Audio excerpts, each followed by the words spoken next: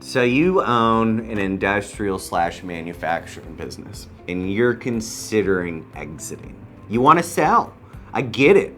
You've worked from the ground up. You probably built your business from scratch, and now the time's to exit and you don't know what to do with it. Buyers are looking for very critical things within your business. And when we say industrial and manufacturing, oftentimes that can mean that you're importing and maybe wholesaling products such as steel. You could also be importing and manufacturing sheet metal. Maybe you're an HVAC manufacturer, maybe you install it, maybe you don't. Maybe you do steel roofs. The thing is systems create value in manufacturing and industrial type businesses.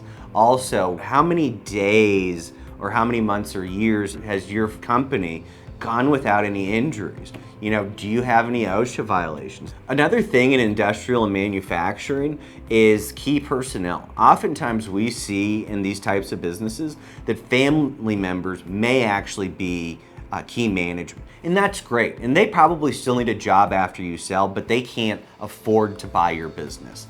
Making sure that your key management in place understands what you're trying to do and that they're not going to lose their job, and also put a plan in place for them that they get compensated for a portion of the sale to ensure the transition is successful to new ownership. That's critical to making sure that you have key management involvement and commitment to the deal.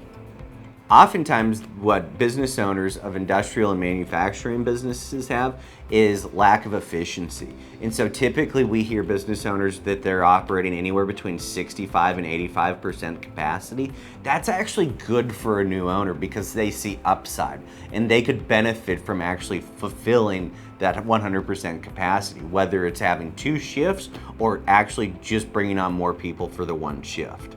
The last thing in industrial and manufacturing is customer concentration.